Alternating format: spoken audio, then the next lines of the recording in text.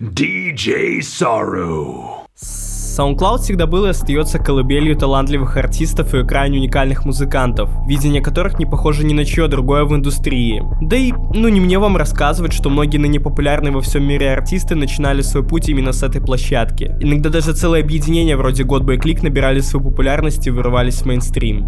К превеликому несчастью, многие талантливые музыканты так и не смогли получить заслуженное внимание и остались на обочине рэп-игры. Но есть и ребята, которые смогли занять свою нишу в мейнстриме, при этом оставаясь корнями в андеграунде и продвигая свой звук на внушительную аудиторию, пусть даже не в мировом масштабе. Одним из таких рэперов является хорошо знакомый вам с недавних пор Симатери. Он и тусовка Haunted Mount занимается творческой деятельностью с 2018 года. Зейн, он же Симатери, смог собрать вокруг себя множество талантливых артистов, битмейкеров и режиссеров для реализации своего неформатного видения. Spotify – самый популярный и удобный стриминговый сервис. И если вы задумались об оформлении подписки, вам определенно помогут Spotify Market. Команда работает на рынке уже более года и оперативно активирует Spotify Premium на ваш текущий аккаунт или поможет создать новый, если есть такая необходимость. Для оформления переходите на сайт Spotify Market по ссылке в описании. Выбирайте необходимый тариф, заполняете форму, оплачиваете, и после того, как подписка будет готова, вам отпишет менеджер, и вы сможете в полном комфорте радоваться западным новинкам. На весь период подписки будет действовать гарантия, так что при возникновении каких-то проблем вы смело можете отписать менеджеру.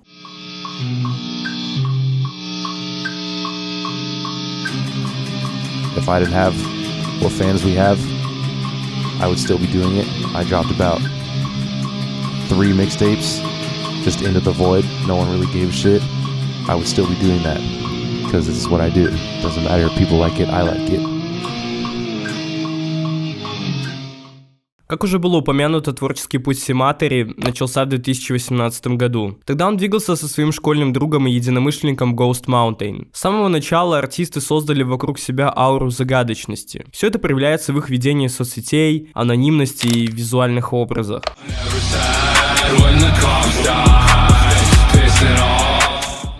Первый официально выпущенный сингл уже тогда показал леволиберальные взгляды артиста. Причем это не было подростковое дурачество и копирование типичной рэперской модели поведения. Свою леволиберальную позицию, касающуюся полиции и прочего, Зейн будет затрагивать и на будущих работах. Подробно на каждом сингле задерживаться смысла нет, все они были собраны в компиляцию Singles, куда также вошли ранее неизданные треки вроде Pain, World the Fuck и первого и единственного сольного трека Ghost Mountain, Coil. Стоит сразу упомянуть, что вся музыка этого периода была удалена артистами по ряду причин, о которых мы поговорим немного позже. Но вы спокойно можете найти перезаливы фанатов на том же SoundCloud и YouTube. Тогда ребята уже нашли свой звук, воплощенный на их дебютном альбоме Grave House. 16 августа 2019 года выходит Grave House. Революция уже состоялась, но прошла она относительно незаметно. Что же такого в этом релизе, что до сих пор цепляет фанатов и заставляет ньюгенов идти снимать видео под Невада?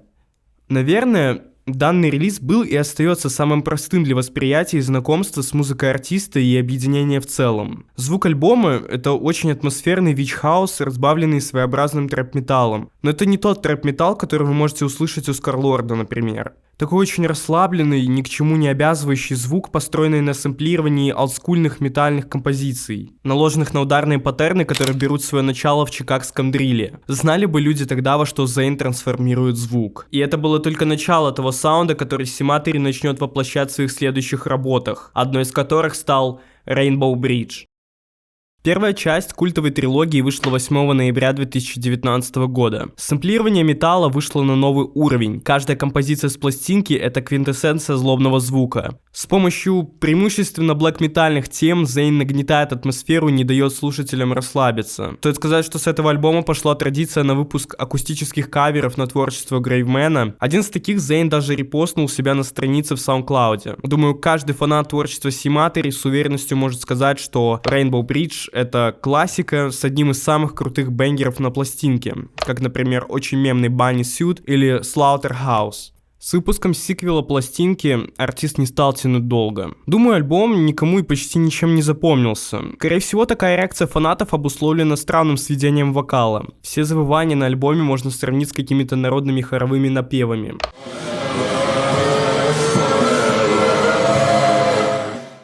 Можно, наверное, считать этот альбом переходным этапом между начальным звуком Симатери и его будущими ипостасями, в которых кач и атмосферность будут доведены до идеала.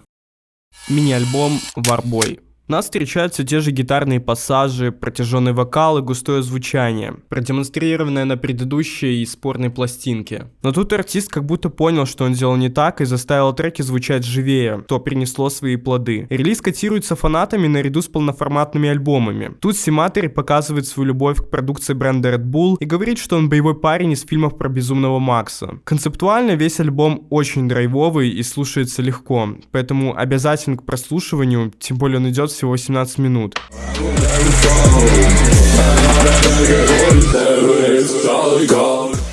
А сейчас перейдем к одной из самых лучших в плане саунд-дизайна работ коллектива. «Запястье в 100 акров». Как много можно сказать про этот альбом, начиная с того, что он концептуальный во всех аспектах звучания, и заканчивая тем, что там просто много крутых треков. Этот Magnum Opus вышел 28 июля 2020 года. Все, что вы слышите на альбоме, каждый звук, каждая мелодия, каждая нота, все это элементы сказочной истории, в которую нас погружает дуэт.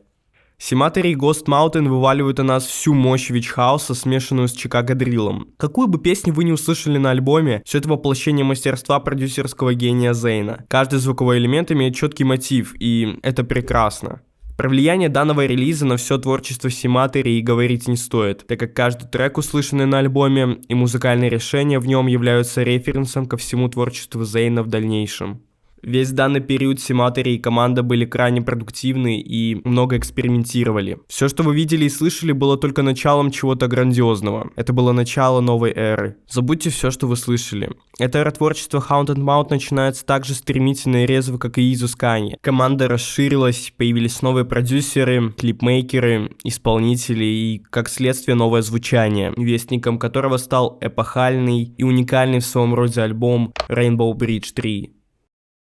Про этот альбом можно говорить бесконечно, но первое, что стоит осветить, смена вектора звучания. Если раньше песни артиста звучали зловеще и гнетуще, то звук на релизе нельзя описать никак иначе, как чистая ярость и злоба. Первое, что бьет вам в уши, это оглушительные, выкрученные на максимум басы, а уже потом пережатые сэмплы и вокал Симатери. Несмотря на такой агрессивный общий характер звучания, на альбоме нашлось место красивым мелодиям и вокалу. Также альбом представляет вам нового участника объединения Haunted Mound – Buckshot, и провожает одного из основателей. На пластинке представлен последний совместный трек, казалось бы, неразрывного дуэта Симатери и Ghost Mountain. Трудно не оценивать вклад этого альбома во все творчество артиста в дальнейшем. Новая эра звука и приход популярности сопровождались уходом лучшего друга главного героя нашей истории. Ghost Mountain перестал заниматься музыкой по той простой причине, что для него это было простым развлечением, и он решил поступить в колледж. При этом друзьями с Зейном они не остались. Наверное, потому что не разделяют взглядов друг друга на жизнь. I'm gonna skin your hole. We crave a snake and rock and roll around the redwoods. Yeah, we the haunted. Зейн экспериментирует со звуком, пытаясь сделать его как можно более слушабельным и качественным. Но, на мой взгляд, все-таки основная цель этой пластинки — распрощаться с прошлым творчеством и потянуть новых коллег. На альбоме достаточно много времени уделено как новым продюсерам, так и новым исполнителям в рядах объединения. Если смотреть на весь материал участников Haunted Mound того времени, то можно заметить, что все треки очень похожи, либо напрямую отсылают к пластинке Симатери. Если мы говорим про треки на самом релизе, то слух сразу цепляется за знакомый сэмпл в композиции Redwoods. Мелодия уже исполнялась на Bunny Suit, где был Ghost Mountain. К слову, примерно тогда Зейн начал почти отовсюду удалять треки с Ghost'ом, так как не мог нигде их исполнять.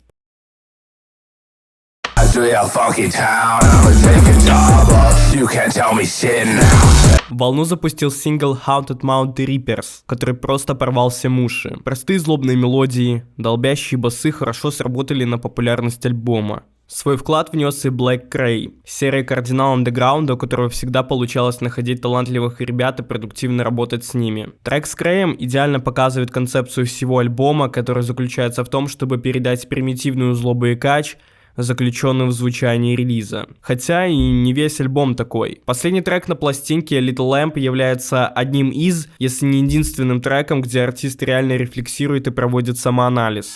Весь трек посвящен расставанию Зейна с девушкой. В треке он сравнивает ее с ягненком и не хочет отпускать, задавая вопрос: «Не плачешь ли ты?», так как не хочет сделать ей больно из-за оставшихся у него чувств.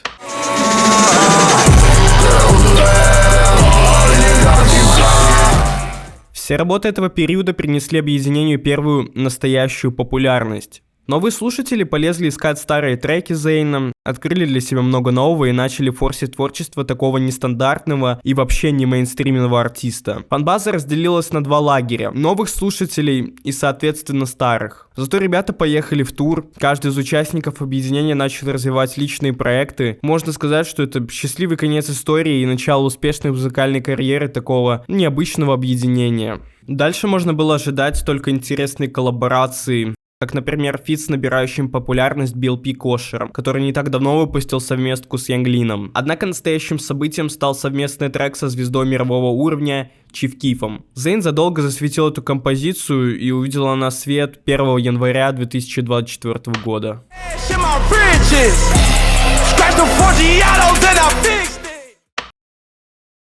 И сейчас наконец-то вышел долгожданный альбом Bloody Angel.